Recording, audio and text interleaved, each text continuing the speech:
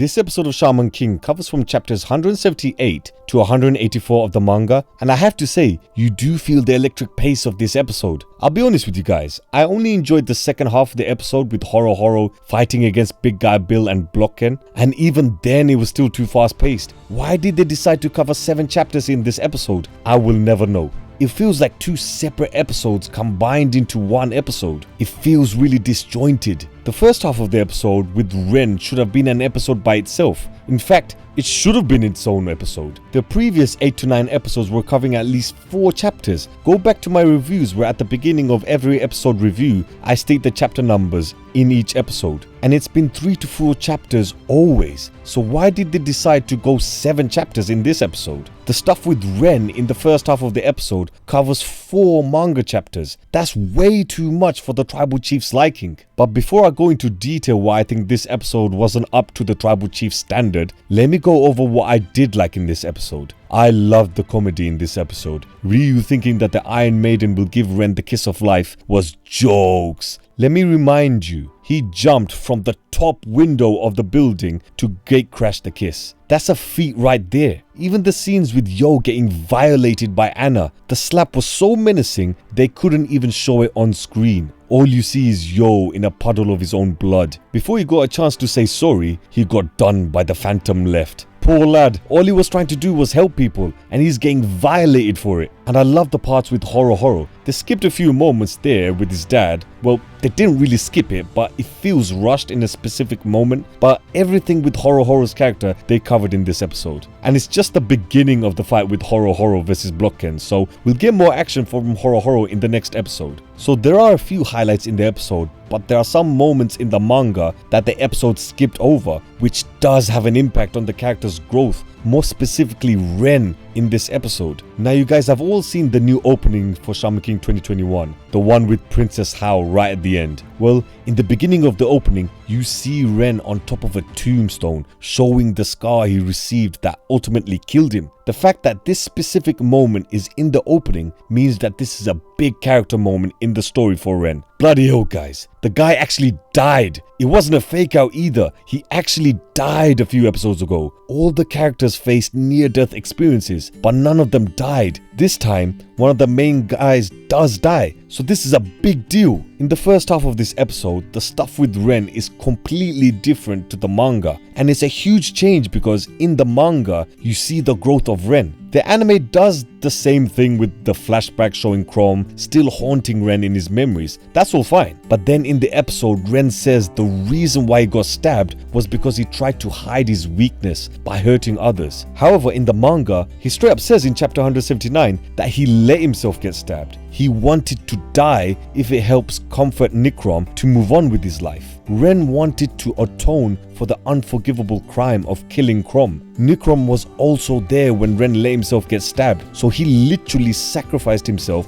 in order to make things right with Chrom. Look at the difference between the anime and the manga. It's night and day. The imagery is so beautifully done with its symbolism. The flashback of Ren killing Chrom is then directly followed up with him getting stabbed both in the manga and the anime. But in the manga, he says he let himself get killed. So we literally see a transformation from Ren being a heartless killer to a selfless martyr in the space of a few seconds. The anime butchered it by changing the dialogue. Ren, the cold-hearted murderer, wanted to die in front of Chrom. This is his way of asking for forgiveness because later on, those demons will follow him. This has nothing to do with the electric pace of the episode. All they had to do was follow their dialogue. That's it. Another difference between the manga and the anime was that scene when Ren was holding the gun and when he realized that Yo gave up competing in the Shaman tournament in order to let Ren be reborn by the Iron Maiden. He says that's unacceptable, which is the same in both the anime and the manga. But then in the very same panel, Ren says he doesn't want to live if it means that Yo can't advance in the tournament. In the next chapter, chapter 180, he says the same thing and follows up with it by trying to talk to Basson,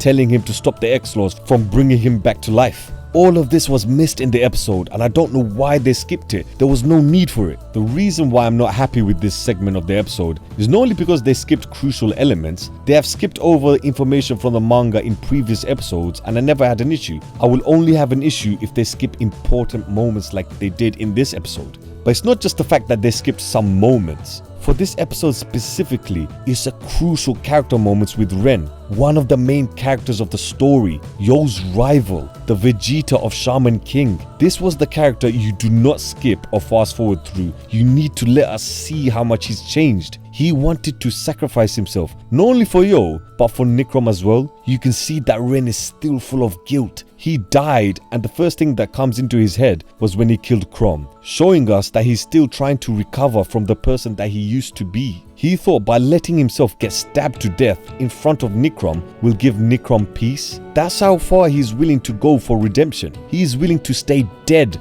for Yo in order for him to carry on his dream in competing in the Shaman tournament. Again, it's all about redemption, and Shaman King is the story that focuses on characters' redemption, with characters such as Ryu, Faust, Chokolov, just to name a few. Ren went from cold-blooded killer at the beginning of the story to actually be the one to end his life for the people he has hurt. That's massive growth, and the anime didn't do the manga justice here in this episode. The second half with Horohoro was good. I love the twist when he talked about their power, and his dialogue, he was saying sorry to everyone, making it seem like he was going to run away from the fight against Big Guy Bill and Blocken. But then he comes down knowing how much of a power gap there is. He doesn't care. He wants to show he is the lion in the jungle. Blocken's Furyoku level is equivalent to 160,000, whilst Big Guy Bill is 40,000. Again, that's info missed in the episode. The episode mentions that they're both numbers equal to 200,000, but you wouldn't know who was stronger. You would assume that they're both on 100k each. You would not have a clue that Blocken was actually so much stronger than Big Guy Bill. But overall, other than that, it does follow the manga quite well in the second half of the episode. But I can't lie to you guys, this episode was a disappointment. This episode is part of Ren's character arc,